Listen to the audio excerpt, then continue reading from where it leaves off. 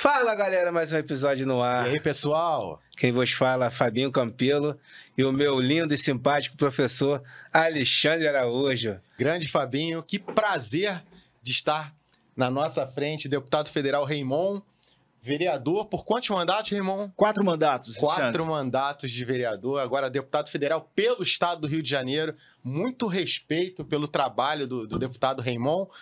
E, Fabinho... É tijucano raiz, hein? Isso aí. Não, vamos lá na origem. Tijucano há muito tempo, muito tempo. Mas que jornada, né, deputado? Desculpa, essa coisa de vereador, deputado. Toda hora eu vou confundir, Alexandre. Exatamente, 4 mandatos. Mas que jornada, né? Conceição do Mato Dentro, não é isso? Minas Gerais. Isso mesmo. Até chegar a deputado federal. Pode contar um pouquinho dessa jornada? Claro, uma jornada que me traz muita alegria, sabe? Primeiro eu quero agradecer a vocês. Obrigado, que me acolhem aqui no InspiraCast. Né, dizer que isso precisa inspirar a vida das pessoas. Uma vida ela tem mais sentido quando ela se inspira e quando ela inspira outras pessoas. Então, é muito apropriado aqui o chamado de vocês. Obrigado. Pois é isso mesmo. Eu saí de Conceição do Mato Dentro. Conceição do Mato Dentro, na época da minha infância, era uma cidadezinha de 7, 8 mil habitantes. Hoje está um pouco maior, mas não é aquele... hoje tem 20 e poucos mil habitantes, ainda é uma cidade pequena, né? E eu saí da minha cidade aos 15 anos. Saí por conta de uma opção de vida, né? Saí para ir ao seminário e fiquei no seminário na vida religiosa até os 42 anos de idade. Caramba! Fui frade franciscano capuchinho, fiz uma parada, né, ali entre a filosofia e a teologia como frade para ter uma experiência assalariada, para entender o mundo do trabalho, e aí fui para Belo Horizonte, mas sempre ligado aos frades, e ali em Belo Horizonte trabalhei no sindicato, trabalhei no Banco do Estado de Minas Gerais, fiz estágio também numa empresa de prestação de serviços gerais, chamada Adservice à época, não sei nem se existe mais. Fiz também um período de estágio no Citibank, trabalhei, né? E me envolvi também com a luta bancária, com a luta sindical bancária. Isso. Terminando esse período que eu estudava e trabalhava, fiz administração na Universidade de Belo Horizonte. E terminando esse período da universidade, essa experiência assalariada, eu volto ao Rio de Janeiro e aí concluo meus estudos, né, de filosofia e teologia e sou ordenado padre. Aí eu dirijo a paróquia de São Sebastião dos Capuchinhos, é a paróquia aqui no Rio de Janeiro, que é muito histórica, né? Porque tem as relíquias da cidade, ali você tem a pedra fundamental da cidade, você tem os restos mortais do fundador. Na Doc Lobo? Na Doc Lobo 266. Aí você tem ali a pedra fundamental da cidade, você tem os restos mortais do fundador e uma pequena imagem de 60 centímetros de São Sebastião, trazida por Estácio de Sá no século XVI, 1565, 6 mais ou menos. Então, dali, quando eu deixo o sacerdócio, eu vou trabalhar no magistério, vou lecionar, e em 2006, alguns amigos me chamam de, você não quer experimentar a vida política? Eu falei assim, nossa, nunca imaginei que eu tivesse, que alguém pudesse me propor isso. Aí fui candidato a deputado estadual, não fui eleito, mas o pessoal que faz leitura de cenário disse assim, para vereador dá. E tenta 2008. Aí tentei 2008, fui eleito, o povo do Rio de Janeiro, que sempre me acolheu com tanto carinho, me deu o prazer de representá-lo durante 4 mandatos na Câmara Municipal do Rio de Janeiro, lugar de onde eu tenho saudade, porque fiz muitos amigos, e muito próximo da cidade, né? E em 2022 fui eleito deputado federal e estou lá em Brasília, aprendendo naquele mundão doido de Brasília, aprendendo como é que posso servir o povo do meu estado. Por Conceição do Mato Dentro, né? É verdade. Vamos lutar para o Brasil inteiro, pelas 5.500 cidades brasileiras. São mais 5.500, exatamente, mas que coisa maravilhosa. Deputado, o senhor já era envolvido nessa época que estava ordenado como padre com as questões, né, do entorno, da comunidade? Como que era essa função? As questões né, o senhor foi servidor também bancário, como que era essa luta antes do senhor se tornar vereador da cidade do Rio de Janeiro, e isso motivou o senhor a querer ingressar na carreira política, ou muitas pessoas pediam para o senhor, o senhor tem que vir vereador, né, Alexandre? Tem que vir... Como é que isso aconteceu? Pois é, muito interessante a sua pergunta, viu, Fabinho? Porque eu tive uma sorte na minha vida, que alguém pode achar que é só sorte, mas eu acho que é uma sorte, uma bênção, né, uma oportunidade. A minha formação foi uma formação muito sólida, porque eu tive professores que me ministraram, né, no seminário, tanto no seminário menor, depois no seminário maior, tanto na época que eu ainda era adolescente e jovem, como depois como adulto na filosofia e na teologia, me ensinaram que nenhuma área do conhecimento ela faz sentido para a vida de alguém que quer servir a Deus, no sacerdócio, no Sim. caso, a época, se não tiver um engajamento na vida dos mais pobres. Exatamente. Caridade. Então assim, a minha teologia foi a teologia da libertação, a minha filosofia foi uma filosofia que discutia muito a questão da antropologia, me lembro a leitura dos livros de Darcy Ribeiro, me lembro a leitura da realidade, da antropologia, né? Então, assim, eu tive uma formação muito sólida. Essa formação, querendo ou não, ela influi na vida das pessoas que a recebem.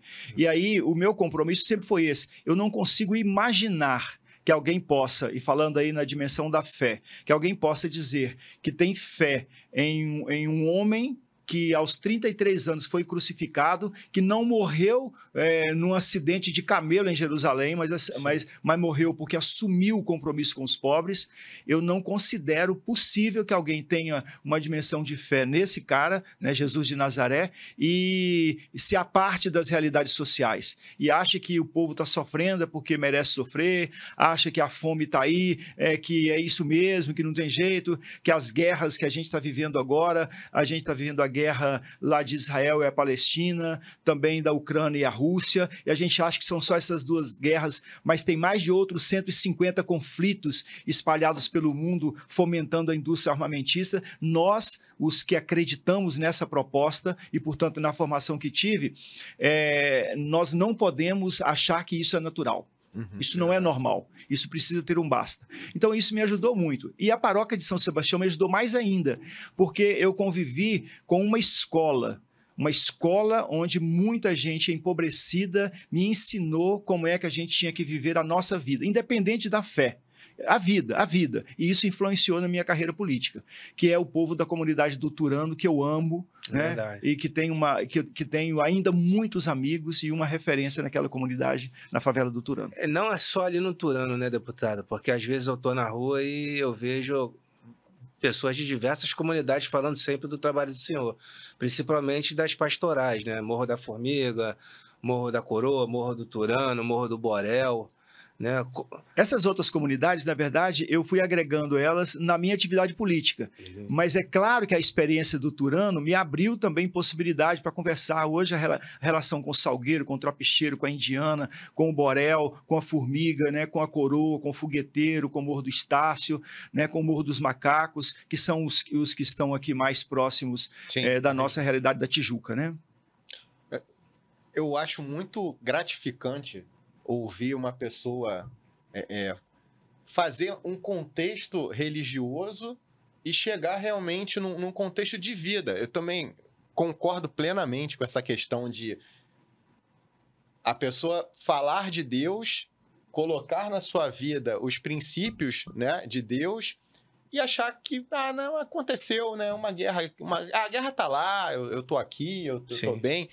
E aí eu vejo, nós somos, né, da Câmara Municipal do Rio de Janeiro, servidores da Câmara, acompanhamos muito de perto o trabalho do até então vereador Raimon, e era muito gratificante ver o trabalho que o senhor tinha com a população em situação de rua, que inclusive o senhor preside, né, a frente parlamentar desse grupo, né, na Câmara Federal. A gente também queria que o senhor falasse muito desse trabalho.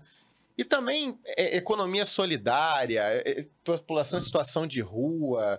É muito interessante, né, ver um parlamentar tão engajado com a comunidade, né, com a favela, e a expressão favela voltou a poder ser utilizada, né? Que bom, né? Exatamente. As né? questões das pessoas menos favorecidas de fato, né? Isso, é muito legal. Mas eu tenho uma história que me aconteceu, eu tinha 15 anos, que foi o start para eu entender a minha vocação religiosa. Que legal. É uma história de minha vida que eu conto muito pouco, né, mas que vou contar aqui para vocês. Bom, né, lisonjeado. É uma história que eu conto muito pouco, porque às vezes não tem oportunidade, mas agora a oportunidade chegou, não tava me lembrando dela, mas aqui na nossa conversa ela veio.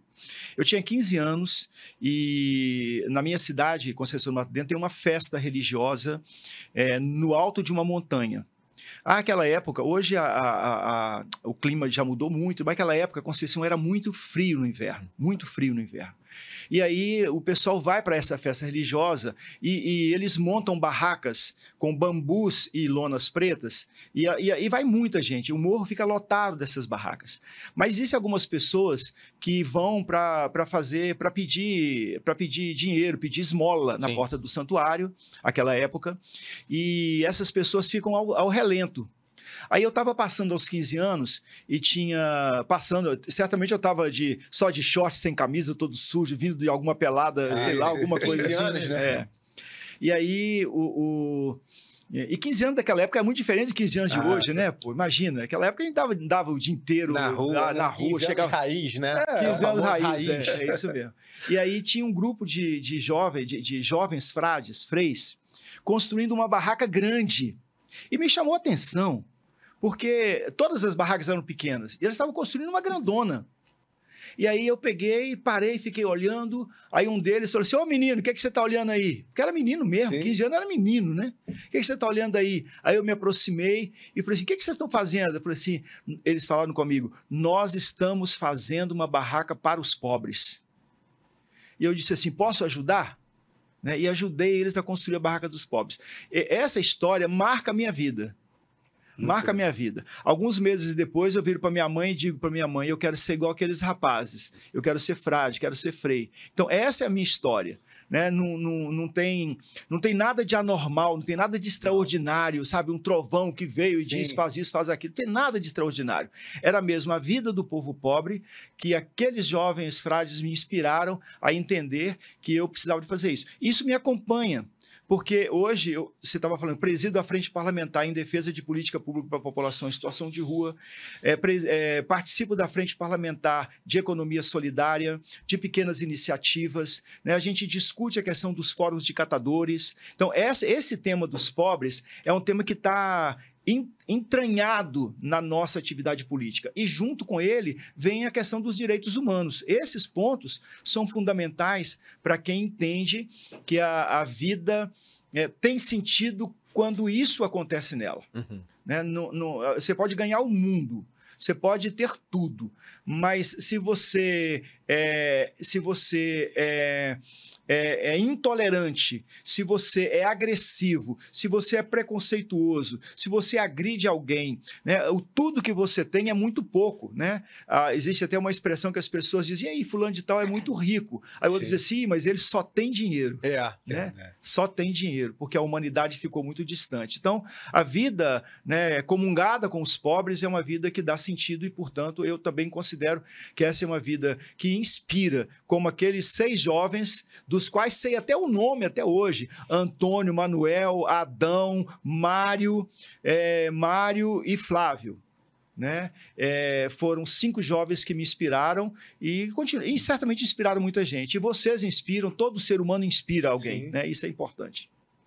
A gente, deputado, assim que a gente começou o programa, nós fizemos, eu e o Fabinho só, um bate-papo da vida dele, da minha vida, e na hora saiu uma frase, um bordão do programa. A gente diz que é um projeto de vida para vidas. É exatamente isso que o senhor está falando. E é mesmo isso. Realmente, isso aqui é um projeto de vida, nossa vida para vidas, porque a gente entende que o legado tem que existir. O legado tem que ficar, assim, deixar realmente alguma coisa, porque o senhor foi vereador do Rio de Janeiro, é deputado federal, eu tenho certeza que tem gente, são mais 5.500 municípios, e tem gente da cidade, ou de Conceição do Mato Dentro, né, que pode, mas eu conheço um vereador aqui que ele poderia estar também legislando sobre isso, ou fazendo uma economia solidária por aqui, ou cuidando da população em situação de rua. Eu entendo que esse programa, ele tem todo o condão de inspirar parlamentares ou pessoas que querem entrar para a política, porque o gabarito de vocês é muito grande, né? É muito grande, é muito... eu sou operador do direito, eu sou professor de concurso, e é tão interessante ver um político engajado com Constituição, legislação. Você vê que os projetos do vereador são bons projetos que... assim, porque tem aquele que quer fazer o projeto para ter número. Politicamente eu apresentei 50 projetos. Beleza. Né, um ou outro presta. E não, eu apresentei esse projeto de população em situação de rua, economia solidária. Olha, eu realmente fico... A maioria dos projetos do hoje deputado federal Raimon, e quanto antes vereador, sempre foi voltado para essa consciência. Sim, total. De pessoas em situação de rua. Pra vocês terem ideia, o pessoal, os nossos ouvintes, o nosso público, o deputado Raimon já está trabalhando como deputado, e essa semana, estamos em março de 2024, teve projeto do vereador Raimon votado na Câmara Municipal, para ver como o legado foi tão importante, né? Então, assim, eu vou até pegar esse gancho, Fabinho, esse projeto de vida para vidas, como é que isso te inspira no trabalho parlamentar de hoje, assim? Pois é, você sabe que eu também tenho uma expressão que eu gosto sempre de usá-la. Qualquer pessoa que chega a mim para trazer uma demanda qualquer, que pode ser uma demanda pessoal, qualquer pessoa que chega a mim, e digo isso aos meus assessores também, que chegam à minha assessoria, e que indica uma necessidade, eu digo assim, como é que você pensa isso politicamente? Né? Que sumo político você pode tirar disso? Porque nós fazemos política o tempo todo. Isso. Né? A atividade que a gente está fazendo aqui é uma atividade política, é uma atividade de mobilizar vidas, de inspirar vidas, né? de vida para outra, projeto de vida para vidas, né? Para outras vidas. Então, assim, eu acho, sabe, Alexandre e Fabinho, eu acho que quando nós entendemos isso, a gente acaba levando adiante aquilo que nos realiza, né? Porque a vida humana, né? Ela é ao mesmo tempo muito forte e muito frágil, ao mesmo tempo ela é de um entusiasmo enorme e ao mesmo tempo ela é também uma vida de depressão, no sentido de tem momentos difíceis da vida. Né? Quando você, por exemplo, lida com uma doença, quando você lida com uma perda, né? São momentos da vida. Mas, ao mesmo tempo, quando você entende que a sua vida é a vida, às vezes, pequena, mas que também é grande, você mescla essas duas perspectivas e você acaba fazendo valer aquilo que você tem, que é o dom, né? De viver, de conviver, de olhar, de encontrar as pessoas, de falar com elas, de aceitar ideias, de dar ideias, de buscar caminhos, de indicar caminhos. Então, o projeto de vida influi muito. Né? Você lembrou aí agora a questão da economia solidária. Isso. Né? Nós vivemos uma economia no mundo que é uma economia de morte. A economia clássica é uma economia de morte, porque é uma economia baseada no capitalismo, em que às vezes as pessoas acham que o capitalismo é a liberdade, o capitalismo a gente pode inclusive ser patrão da gente mesmo, mas você vive algumas experiências no capitalismo que nos dizem que a economia de fato é uma economia de morte, porque ela enriquece muito mais os que não trabalham com a força de trabalho daqueles que trabalham. Né? Então, ela enriquece muito e empobrece muito. Então, se a economia, de fato, não fosse de morte, hoje nós não teríamos cerca de 850 milhões de seres humanos, quase 1 bilhão de seres humanos, dos 8 bilhões que existem no planeta, que dormem todas as noites com fome. Se a economia não fosse de morte, nós não teríamos no estado do Rio de Janeiro, porque agora eu não falo como vereador, sim, mas eu tenho os números da cidade, claro. Eu falo como estado, nós não teríamos no estado do Rio de Janeiro cerca de 450 mil famílias sem moradia. Se de fato a economia não fosse uma economia de morte, nós não teríamos esses dados, né? Nós não teríamos esses dados. Nós não teríamos ainda trabalho escravo. Uhum. Então, a gente precisa propor uma outra economia. E a outra economia que nós propusemos, né, neste projeto de lei, uma economia solidária, que é uma economia de troca, uma economia de parcerias, uma economia de encontro, uma economia em que as pessoas umas ajudam as outras. Essa é a economia solidária. Então, essa economia, ela salva o mundo. E aí eu quero trazer, inclusive, uma outra vertente de economia, que é outras duas, que é uma chamada economia de comunhão, né, do movimento chamado focolarino, dos focolares, e quero lembrar uma outra economia, que é a economia de Clara e Francisco, que é a economia proposta pelo Papa Francisco e discutido com a juventude do mundo. Sim. Então, como é que a gente pega isso e diz assim, olha, é preciso a gente dar um passo a mais, né? Isso é projeto de vida para outras vidas. Com certeza. Muito bom, sensacional essa aula, hein, Alexandre? Respondeu perfeitamente. Porque foi o que eu falei, conversei com o Fabinho. A gente ficou muito feliz do senhor ter aceitado o nosso convite. E eu fiquei muito feliz também. Muito feliz mesmo, porque... Vamos lá. A tua história podia ser um filme, deputado. Porque a gente está falando de uma festa no monte de Conceição do Mato Dentro. Aí, de repente, um pessoal ali, religioso já, fazendo uma barraca para os pobres. Aquilo tocou o teu coração. E dali...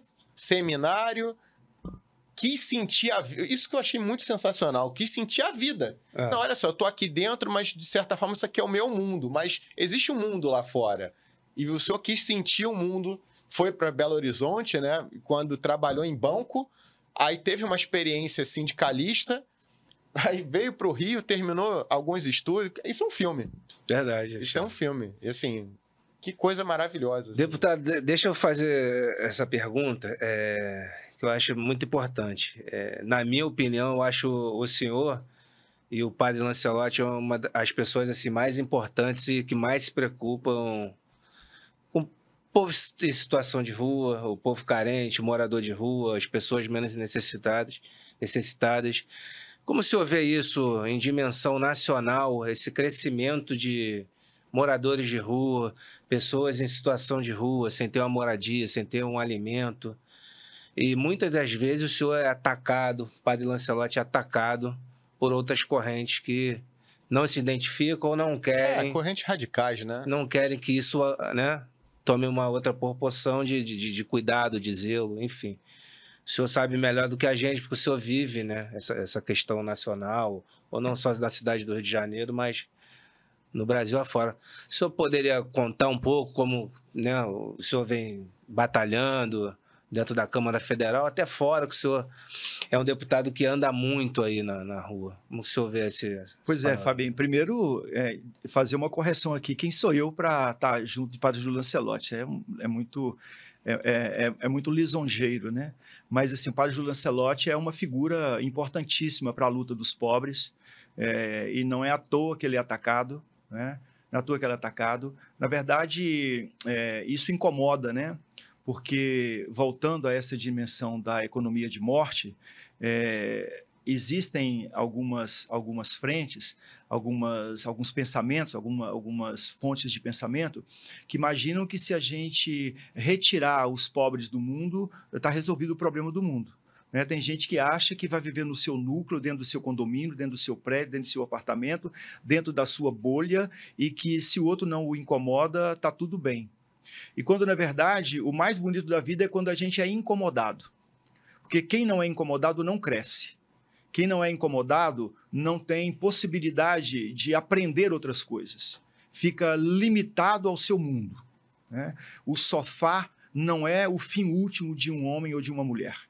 Né? A casa, o seu lar, né, que é importantíssimo e, portanto, né, você que é um operador de direito sabe que o artigo 6º da Constituição quando fala dos direitos sociais, fala do direito à moradia e, portanto, construção de um lar, de uma casa é importantíssimo, mas essa não é a realidade de muita gente. Então, quem tem um lar tem que compreender que é preciso abrir a porta e sair. É preciso abrir a janela e cheirar a rua. É preciso entender esse cheiro de gente, esse cheiro da atmosfera, que não é um cheiro tão agradável quanto o perfume que você tem dentro do seu banheiro, né? Dentro do lugar que você se arruma. Então, assim, essa perspectiva é muito importante que a gente a tenha. E, nesse particular, tem os mais pobres. Tem os mais pobres. Né? Esses mais pobres têm crescido no Brasil. Crescendo por vários movimentos. Né? Nunca é demais a gente lembrar nunca é demais a gente lembrar que no período de 2016 para 2020 e 2022, nós tivemos um crescimento absurdo. E a pandemia 2021 ainda asseverou ainda mais esse crescimento do número de pessoas em situação de rua. Mas é bom a gente lembrar que em 2009, teve a primeira legislação brasileira, que é um decreto presidencial, o decreto 7053, que falava exclusivamente dos moradores em situação de rua e dos trabalhadores catadores. Né? Antes já havia, né, a Lei Orgânica da Assistência Social, a Constituição Federal também fala em 88, em 96 a Lei Orgânica da Assistência Social, ok, mas especificamente de população em situação de rua é em 2008. E aí, o que o governo, 2009, o que o governo do presidente Lula naquele momento faz? Cria um comitê intersetorial para cuidar, porque o padre Júlio Lancelotti, e muitos de nós que trabalhamos esse tema, entendemos que esse tema não é para a gente discutir para a população em situação de rua. Você tem que discutir com a população em situação de rua. Então, dar protagonismo a essas pessoas, dizer que essas pessoas têm voz, dizer que essas pessoas precisam tomar sua vida nas mãos. Então, nesse particular, a gente tinha tudo isso. Em 2016, quando chega o golpe, esse processo é interrompido. O nível de desemprego aumenta. Só aqui no Rio de Janeiro nós tivemos cerca de 35 mil empregos fechados de uma hora para outra no Comperj, ali em Itaboraí, que impactou terrivelmente toda a comunidade do estado do Rio de Janeiro. Nós tivemos fechamento de empresas na Operação Lava Jato, né, que a gente viu depois no que deu, uma grande farsa. Nós tivemos o golpe da presidenta Dilma e esse processo foi descontinuado. E aí a gente aumentou muito. Mas hoje, sabe, eu acho que tem um outro movimento, que é o movimento de resgate. Nós estamos trabalhando em Brasília, na frente parlamentar, num projeto do governo federal, junto com o ministro Silvio Almeida, ministro de Direitos Humanos e Cidadania, que é o projeto Ruas Visíveis. Ruas Visíveis. Né? O morador em situação de rua, ele é invisibilizado, mas ele é visível. As pessoas passam e sentem o cheiro, as pessoas passam e veem, mas ele é invisibilizado porque as pessoas não querem se comprometer, mas eles são visíveis, só são invisibilizados. Essa é uma luta que tem muita gente fazendo, por isso a minha alegria de ser uma dessas pessoas que está fazendo essa luta no Brasil. Tem 2 pontos aí, deputado. O primeiro é onde que a pessoa consegue ter acesso a esse projeto, né? Porque com certeza tem gente que nos assiste nesse momento e que faz a caridade e inspira outras pessoas e cuida de outras pessoas. Então, onde é que essa pessoa poderia ter acesso a esse conteúdo? Ruas Visíveis. Ruas Visíveis, Isso. Se está no portal do Ministério? No portal do Ministério de Direitos Humanos e Cidadania, mas também nas nossas redes, nas redes do nosso mandato, a gente sempre está colocando alguma coisa. Então, aí a gente disponibiliza. E aí a gente vai colocar a legenda do portal, vou pegar, obviamente, com a sua assessoria, mas provavelmente deve ser reimon.com.br, alguma coisa nesse sentido. Mas a gente vai colocar a legenda aqui bonitinho, porque é realmente para inspirar, não é da boca para fora. E eu tenho uma passagem da minha vida que eu queria compartilhar com o senhor e com... Acho que o Fabinho até já sabe disso. O senhor falou muito da palavra cheiro. E eu tenho um momento da minha vida de professor de concurso público e calhou perfeitamente a sua metáfora. Eu estava ministrando uma aula num grupo enorme educacional e nisso tinha um homem de seus 50 e poucos anos, bolsista. Né? O bolsista, ele trabalha para ganhar a turma, né? Faz um trabalho ali para o curso e ganha a turma. E aí, eu ministrando aula, eu senti um cheiro muito forte. Um cheiro de suor, né? Muito forte, um fedor mesmo. E um grupo de pessoas ali rindo, caçoando e tudo. E eu... deputado, ninguém fede porque quer, né? Claro. Ninguém fede porque quer. E eu senti o cheiro. E aí eu olhei com uma cara meio feia para aquele grupo que estava rindo. E eu sabia quem era, né? E aí eu esperei todo mundo ir embora. Todo mundo ir embora. E aí cheguei para essa pessoa e falei: posso conversar contigo? Aí, não, claro, professor, eu fiz alguma coisa. Não, desculpa se eu tô sendo invasivo, mas é que realmente tem um cheiro muito forte, você tá exalando um cheiro muito forte. Eu queria saber se tá acontecendo alguma coisa na tua vida. Aí ele começou a chorar. E ele falou: professor, eu tô em situação de rua.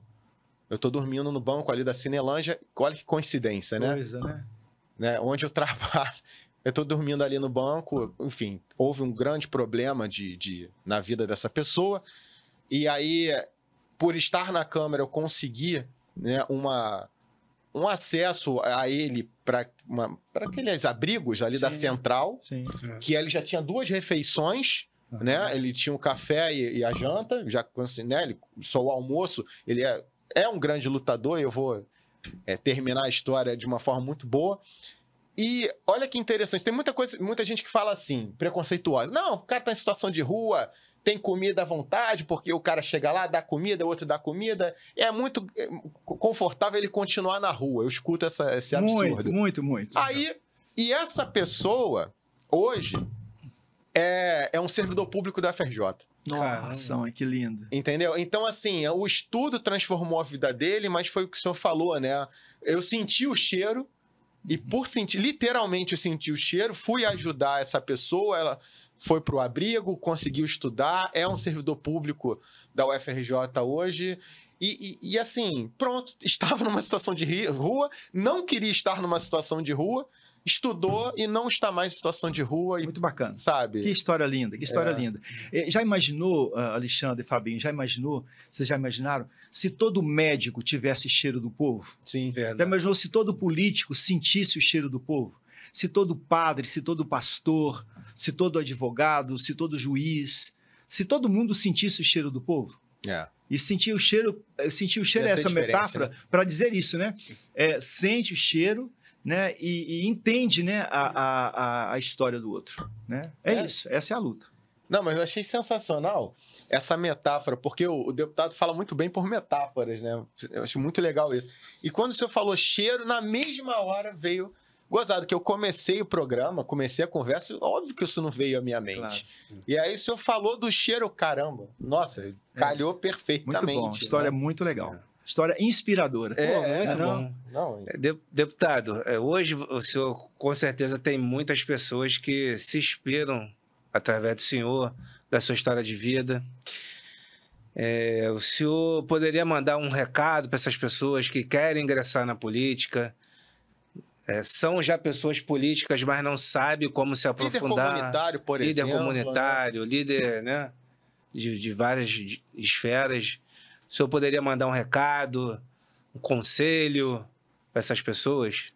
Eu poderia não. Eu, na verdade, não sei se um conselho, mas uma profissão de fé.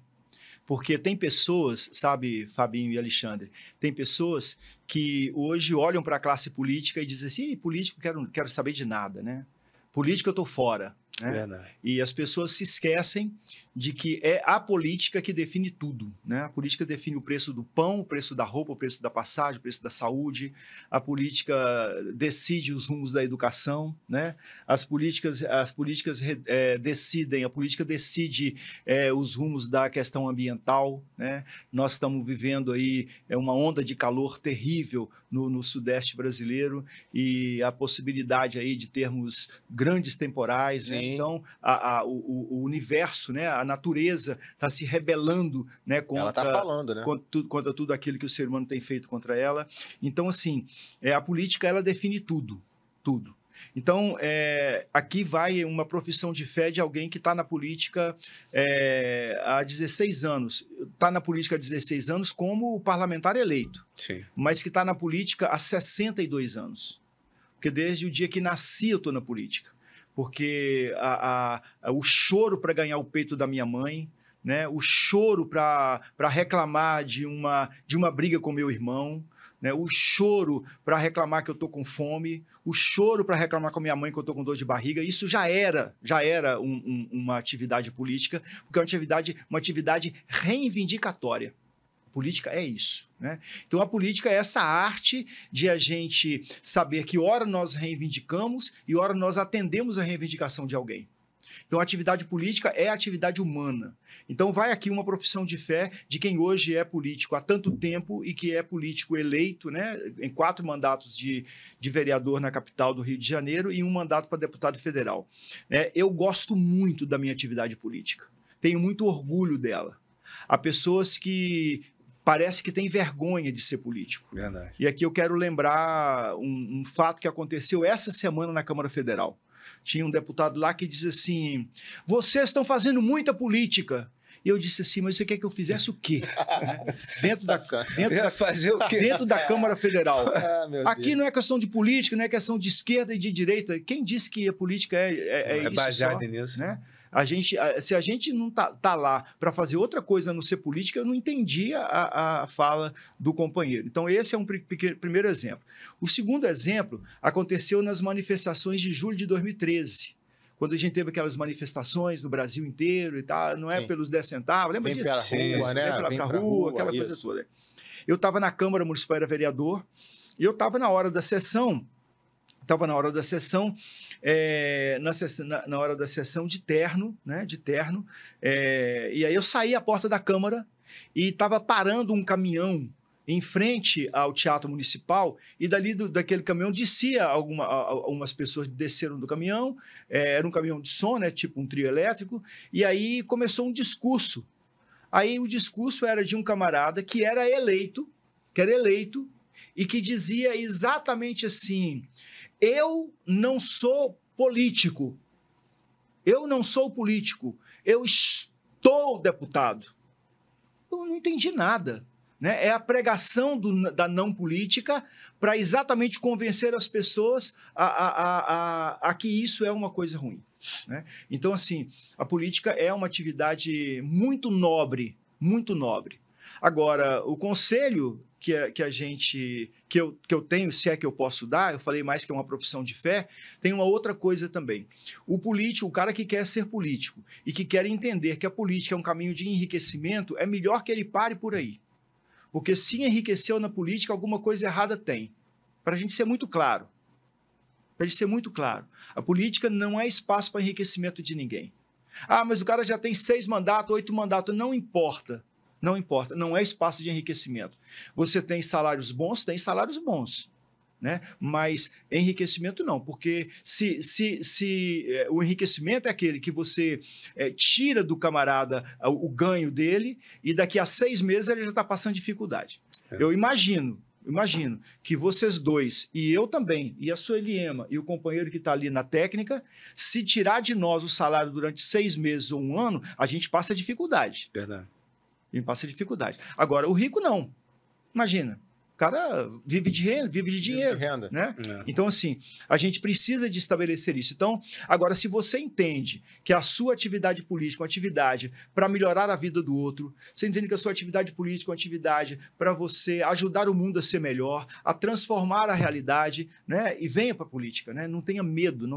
Esse é um espaço privilegiado, democrático, né? Privilegiado para a gente se realizar como pessoa humana e dar a nossa resposta ao destino da nossa vida. Então, está chegando aí, né?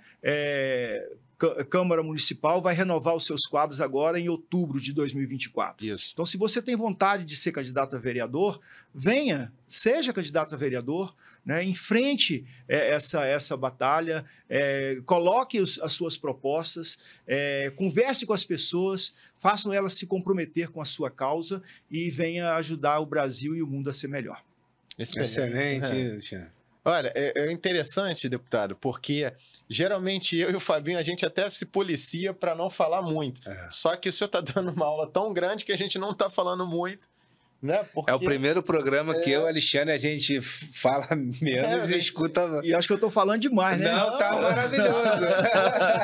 Tá maravilhoso. E assim, eu queria lembrar, num bate-papo antes do início do programa, o senhor disse, a gente esqueceu de falar, aqui no município do Rio, né? 2 institutos federais de educação foram inaugurados. Isso verdade. É legal, né? De estar falando para os nossos... Isso é super importante para os nossos ouvintes aí, telespectadores então, e afins. Foi né? Cidade de Deus, não foi? Cidade de Deus e Alemão. O Complexo do Alemão. Na verdade, sim, o Instituto Federal do Rio de Janeiro, nós temos hoje cerca de 600 e pouquinhos, 640 institutos federais. Com o anúncio na semana passada que o presidente Lula fez, nós chegamos a quase 750, porque ele anunciou a construção de mais 100 institutos federais pelo Brasil. Que legal. 100 institutos federais. Instituto Federal é uma unidade educacional importantíssima, porque tem dois aspectos. Tem um aspecto da interiorização da educação. Importante. Porque a educação vai interiorizada lá e tem lá a realidade daquela cidade, a realidade daquele local, é aquela realidade que o Instituto aprimora os estudantes. Por exemplo, você está numa realidade de um contexto têxtil. É essa a iniciativa que o Instituto Federal tem naquela região. Você tem uma área onde a questão é mais agrícola, então você tem ali o Instituto Federal que cuida daquele, para você assentar as pessoas no seu canto, no seu campo, né? Então tem esse processo da interiorização e tem também o processo, né, de compreender que há uma sequência que pode ser feita dos nossos estudantes mais empobrecidos do Brasil. E é muito interessante dizer que dos 100 institutos federais anunciados pelo presidente Lula, 6 são para o estado do Rio de Janeiro. 2 na capital, 1 na Cidade de Deus e 1 no Complexo do Alemão. Para quem não conhece, pessoal, até porque não necessariamente você é do Rio de Janeiro, são áreas com uma vulnerabilidade social enorme, né? A gente está falando de 2 comunidades enormes também, e que precisam, são muito carentes, muito legal isso, né? Que são as maiores aí que a gente tem tem a Rocinha aqui. Mas também. O Complexo do Alemão também a Cidade de Deus é um mundo, né? É um mundo. E assim, são 2 realidades muito empobrecidas, vulnerabilizadas, né? Eu nem chamo de pobres e nem de vulneráveis, porque não são pobres e não são vulneráveis. São ricas, potentes, mas elas são empobrecidas e são vulnerabilizadas. Entendi. Né? Tem uma diferença. Tem.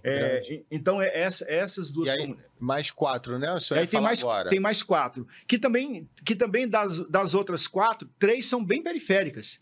Nós estamos falando de Belfor Roxo, Magé e São Gonçalo. 5. E tem uma na região serrana, em Teresópolis. Boa. Então, você tem 6 unidades do Instituto Federal que vão ser construídas agora com esse anúncio do presidente Lula, e isso é um avanço para a educação brasileira. E ao todo são 100 novas Brasil. 100 novas unidades, juntando-se às mais de 600 que já existem. Quando o presidente Lula assumiu em 2003, nós tínhamos cerca de 140 institutos federais. A gente passou para 640, 650 e agora vamos fazer mais 100. Nos institutos estão os institutos federais, também estão, na verdade, a mesma lei, né? O Pedro II, o Cefet, né? Que Pedro II só tem no Rio de Janeiro, né? Isso. E Cefet só tem Rio de Janeiro, Minas Gerais, não sei se tem mais algum outro estado. É isso. Não. Pegando esse gancho, deputado, como o senhor vê ao longo desses 10, 15, 20 anos que o senhor está na vida pública, né, como um político, os avanços, o senhor é um grande defensor da escola pública, das faculdades federais, como é que o senhor tem visto isso?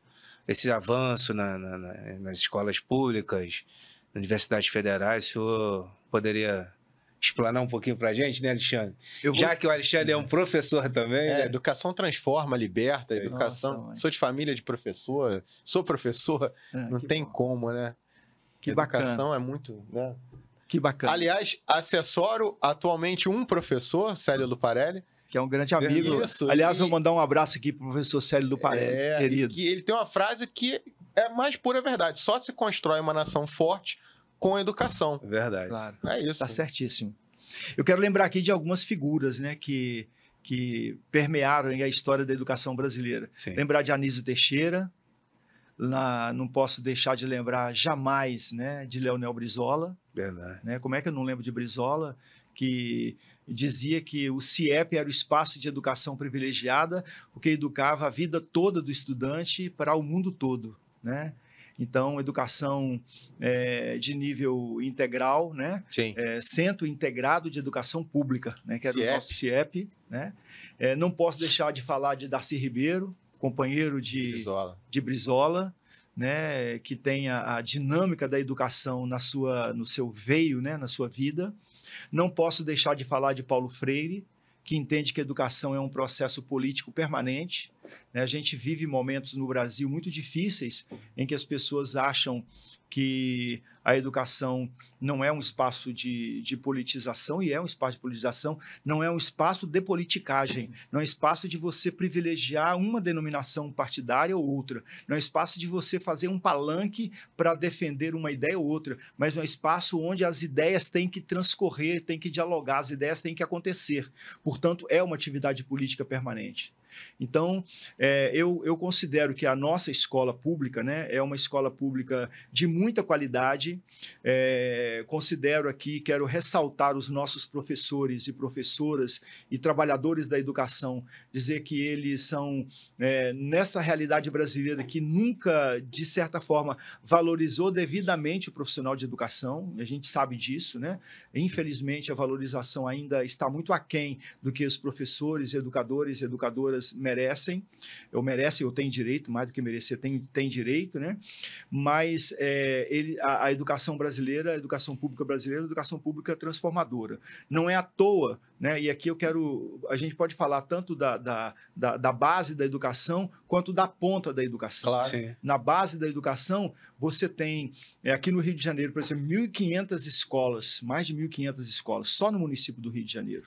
Né? É o maior, só interrompendo, desculpa, é a maior rede de educação da América Latina. A maior rede de educação da América Latina. Né? Então, assim, é muito grande. Então, os desafios são também muito grandes, mas nós temos aí a rede federal que está ampliada agora, né, com o Pedro II, Cefet e IFES, né, e Instituto Federal do Rio de Janeiro, Instituto Federal Fluminense, Instituto Federal da Bahia, Instituto Federal de Minas Gerais, e aí vai, né? Tem 700 nessa brincadeira toda, quase 700. Então, você tem uma educação que ela é consistente. Agora, tem uma mudança de rumo, né? Porque houve uma época que a gente dizia assim, quem vai ser educado, a educação é para aqueles que podem pagar por ela. Né? Educação é para a elite brasileira. Né? Educação é para a elite brasileira. A universidade, por exemplo, não é espaço para o pobre chegar. Há uma mudança de rumo, de paradigma, que a gente vê na construção desse último período da história política brasileira. E aí eu quero ressaltar a força, a determinação do presidente Lula, um homem que nunca tirou um diploma de escola, né? Nunca teve um diploma, portanto, um camarada da inteligência que mas que não teve por muito tempo sentado no banco da escola, vamos dizer assim. Sim, né? sim. Então, assim, a determinação dele de entender que a educação tem que ser para todo mundo. Aliás, que também está nos direitos sociais, né, lá no artigo 6º da Constituição. Educação é direito da sociedade, do povo brasileiro, dos cidadãos, e é obrigação do Estado. Mas eu quero lembrar, até para justificar... Direito de todos, dever do Estado, exatamente. Até para lembrar o que é que uma boa educação, e para contrariar o que muita gente pensa, que os pobres não têm possibilidade de contribuir. É preciso lembrar que uma jovem cientista negra brasileira, conseguiu detectar a cadeia, né, que se descobriu depois para a questão da Covid-19. Esse é o primeiro ponto. Eu vou dar 2 exemplos. Esse, e vou dar um outro exemplo, que foi uma atividade minha em Brasília, no ano de 2023. Assim que cheguei em Brasília, eu fui participar da Comissão de Ciência e Tecnologia. E na Comissão de Ciência e Tecnologia tinha um projeto, que era um projeto de um acordo internacional do Brasil com o maior laboratório de física do planeta, que fica em Genebra, na Suíça.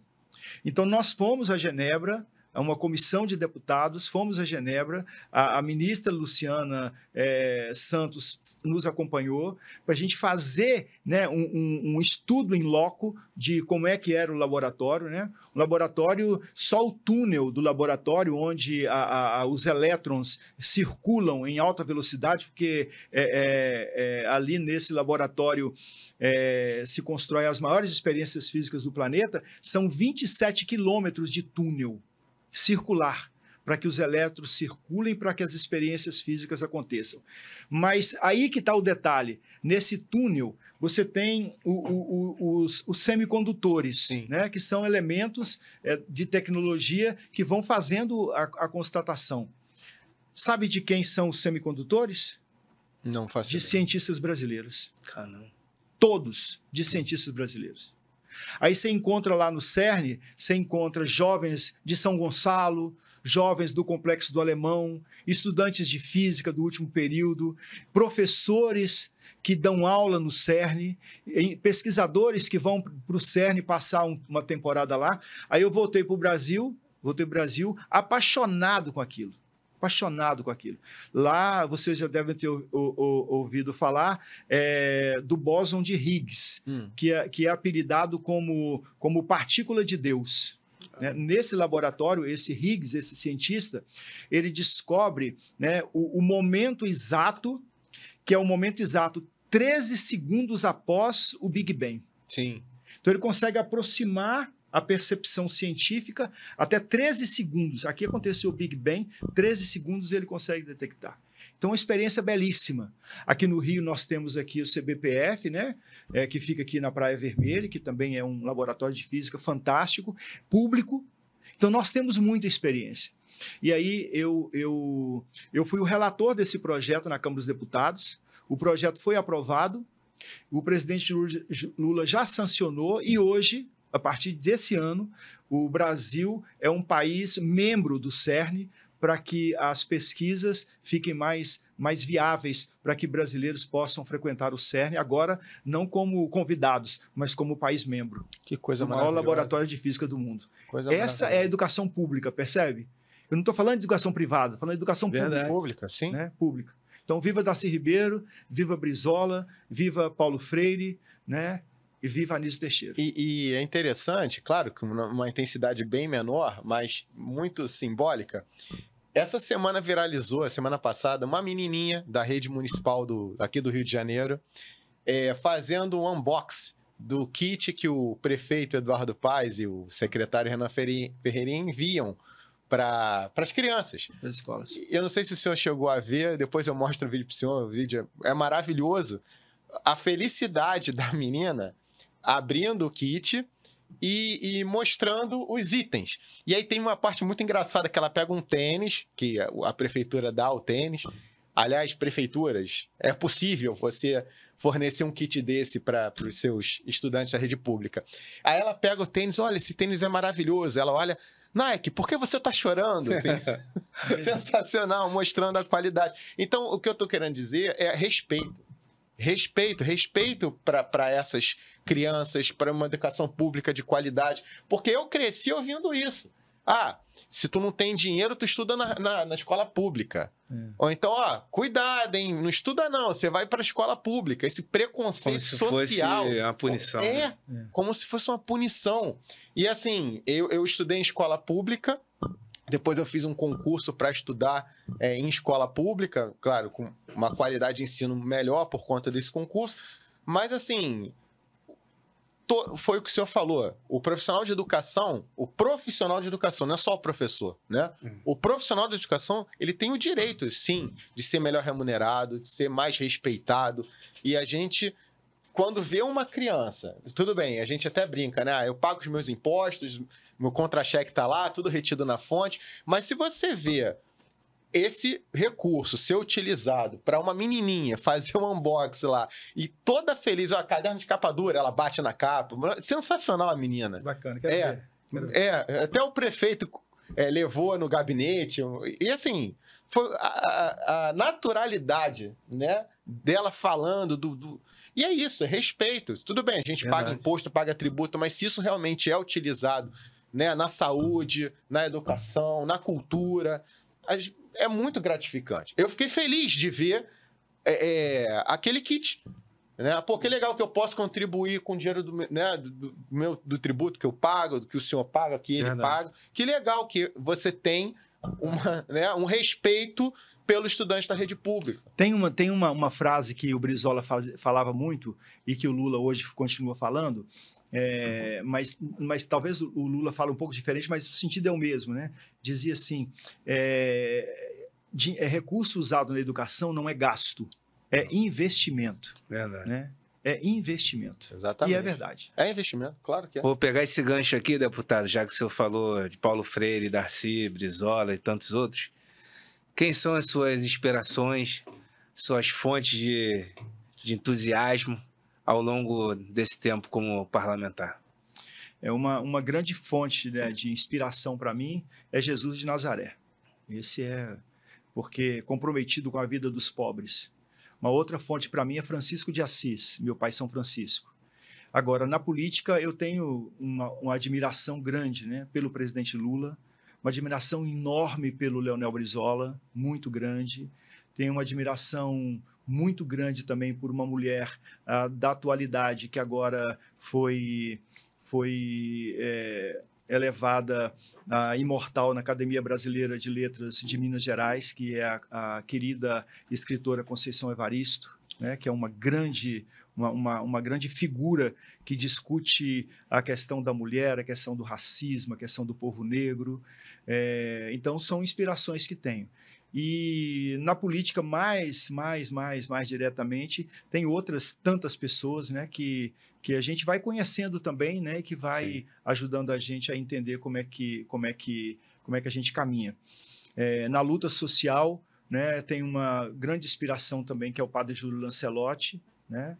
Na discussão política, né, do mundo, né, do mundo de hoje, seja na questão da teologia ou da ecoteologia ou do respeito à natureza, um dos grandes inspiradores para mim, e com seus conteúdos, seus livros, seus escritos e suas palestras, é o professor Leonardo Boff, né? Então, são as minhas inspirações.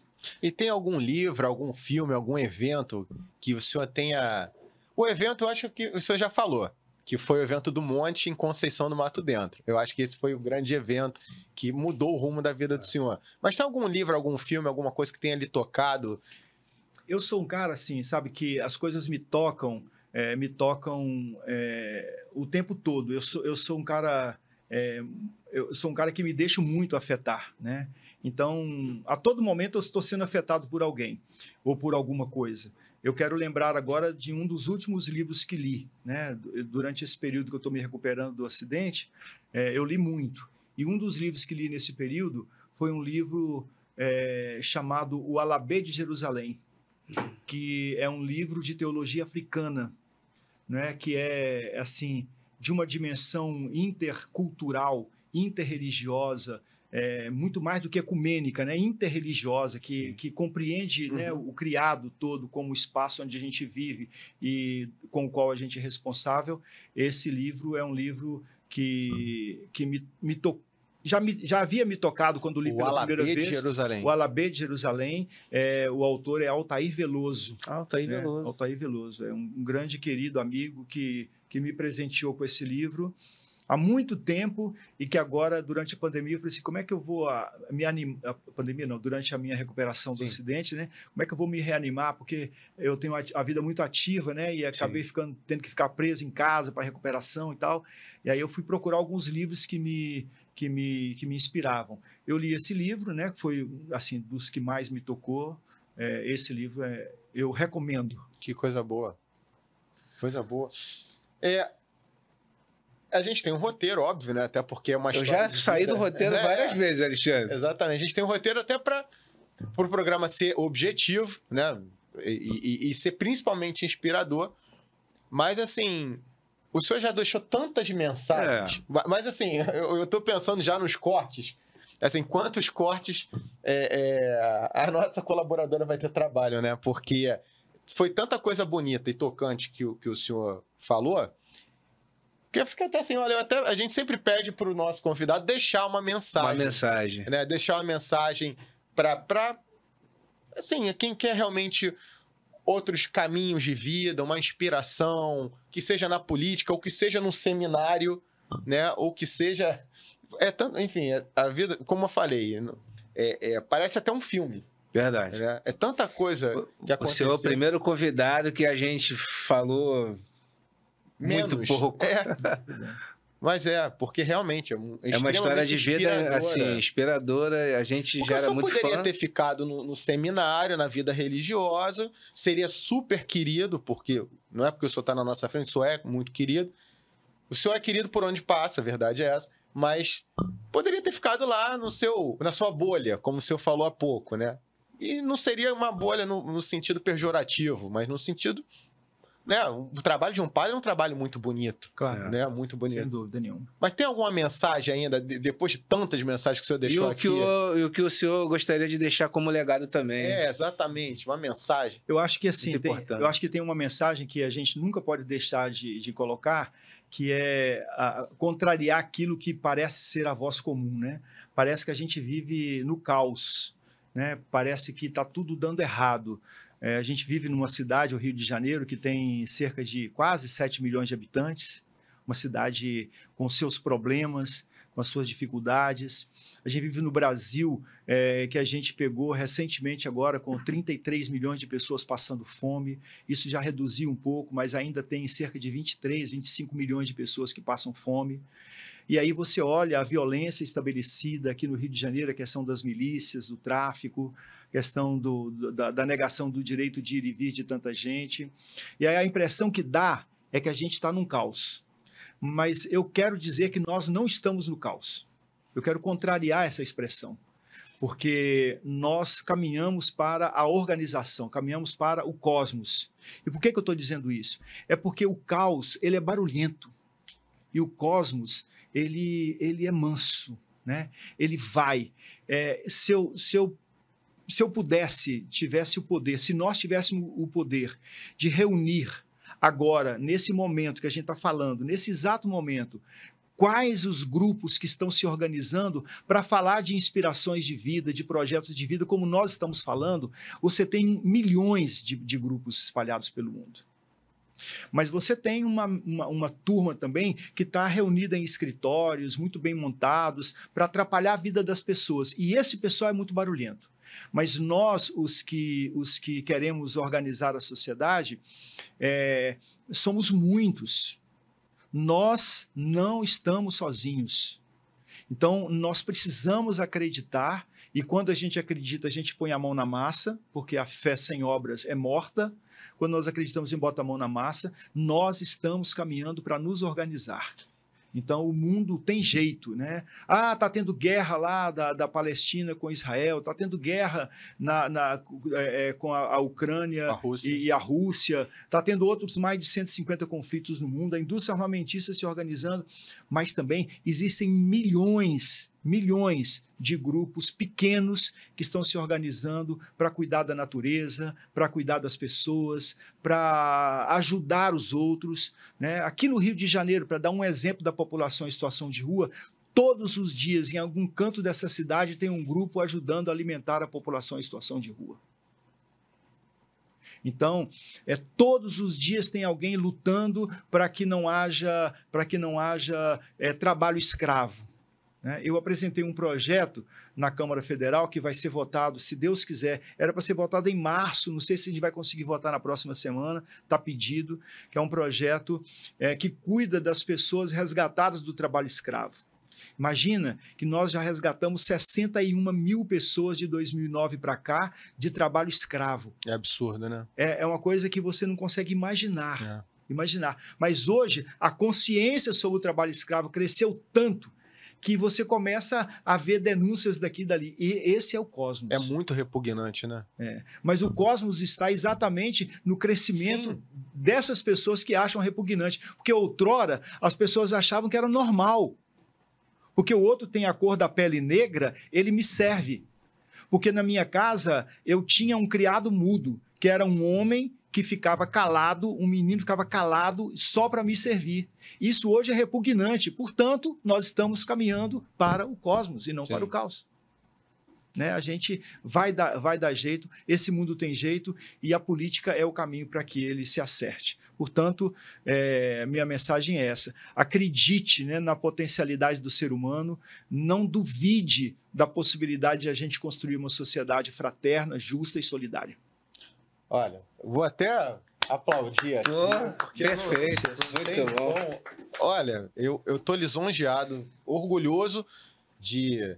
É legal quando a gente convida, o convite é aceito e eu acho que a visão... Assim, o professor é aquele que... Não é aquele que ensina, é aquele que facilita o aprendizado, mas que sempre está apto a aprender, né? O professor é um eterno aluno, né? E falando como professor, quanta lição eu recebi hoje, lição de vida, que é a mais valiosa, né? A mais valiosa é essa, porque eu sei que o senhor tem um trabalho de vida em comunidade, em pastorais, e eu sei a quantidade de relatos que o senhor deve ter recebido e ajudado, né?